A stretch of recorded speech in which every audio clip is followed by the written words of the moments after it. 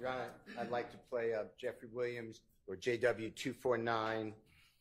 It's at 54448 to 54516 from Fox 5 stream of this trial.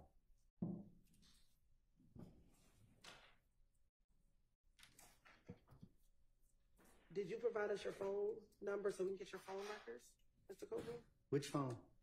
The phone you had in 2015. Did you give police your phone number so we can get your phone records? I don't recall. Now you're talking about. Did you give police your phone number in any of these interviews so that we can get your phone records?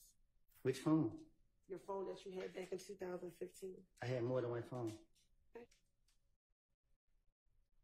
That audible?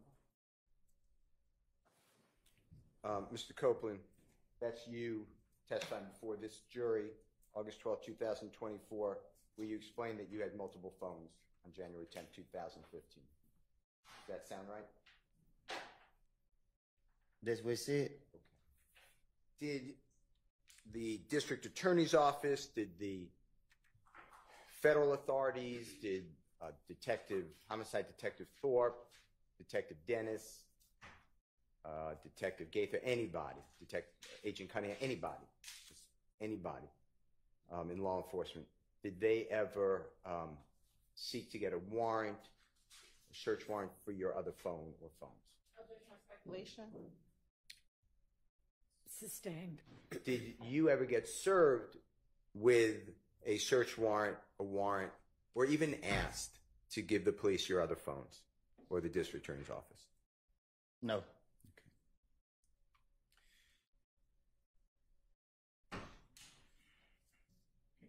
I'm going to show you and play for you, with the court's permission, Jeffrey Williams or JW 244D, as in David, State's Exhibit number 378, YB as in Barry. Your Honor, that's the January 28, 2015 meeting or interrogation. It's at 7:12:03 p.m. to 7:12:43 p.m. And this discusses, Mr. Copeland, just make sure I'm right, that you and your brother made a false report of who's driving a vehicle because you had a suspended license. If you can listen to that, make sure that's what that's about.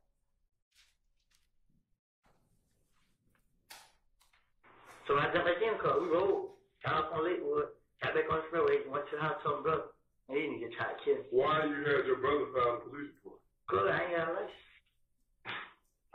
You still a victim though, like they still lock me up.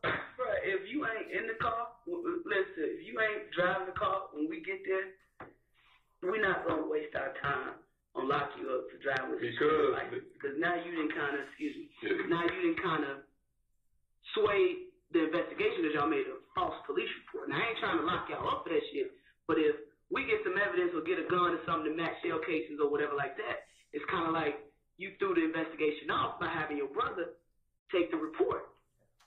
You know what I'm saying? Like at that. Is that pretty much what it discusses, Mr. Copeland?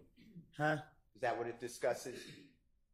What you're discussing with the detectives, you had your brother file a report, a false police report. Is that what it's discussing? Right. Okay.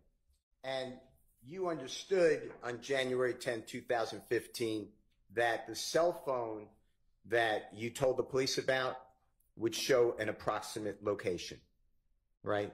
Huh? The cell phone that you had on that desk in front of Detective Thorpe that you told the police about, that would show an approximate location of where the cell phone was, right? I don't know. I don't get what you're saying. Okay, it's me. I apologize.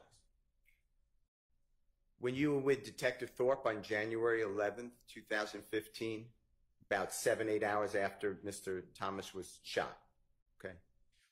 And you brought with that phone, you brought that phone with you?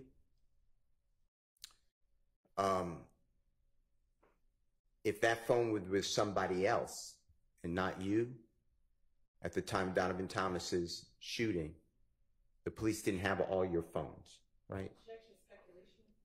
Well, you didn't give, I'll correct. Just rephrase it. It was kind of confusing.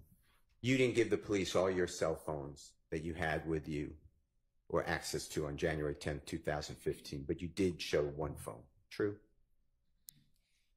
He didn't. I don't even think he went to my phone. Okay. All right. Now,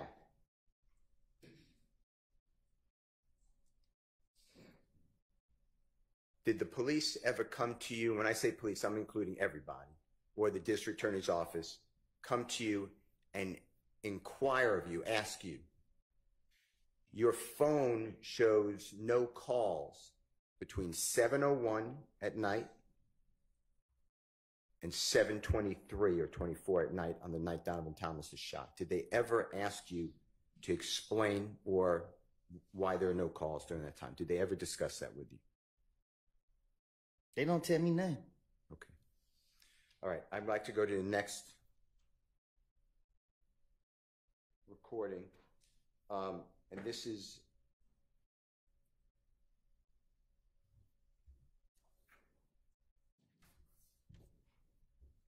Jeffrey Williams 24 or JW 240L, as in laughter, states exhibit number 378YE, as in Aaron. Your Honor, this is June 10th, 2015. And Mr. Copeland, June 10th, 2015 interrogation meeting. It's at 9:55:46 a.m. to 9:56:01 a.m. And it is you, I believe, and you make sure, saying that you called Jeffrey Williams from the green store, and it's something like this. You said, all right, so I walk up on my brother's house, hey, bruh, let me see your car real quick. He gives me the car, boom, I get in the car, I pull up at the green store. When I got to the green store, nah, this is what I did. I called Thug. I ain't called D right then and there. Detective says, and you say, I called Thug. He ain't answer. I'd like you to listen, make sure that that's correct, okay? All right. So I'm on my brother's house. I run to the car and give me the car. I get the car, pull up at the green store. When I got to the green store, nah, then I called Thug. I ain't called you right there. I called Thug. He ain't answer. Mr. Copeland, did the police or the district attorney's office ever come to you and ask you on your phone records whether it supported or did not support that you called Jeffrey Williams from around the green store on or around the time Donovan Thomas was shot? I don't know what you. I don't. Ask me again. Yes, sir. Did the police or the district attorney's office ever come to you and ask you to explain your cell records, your cell phone records, and ask you about this comment that you called Jeffrey from around the green store at around the time of Donovan Thomas's killing? Did they ever do that with you? Can you ask me short so I can catch it?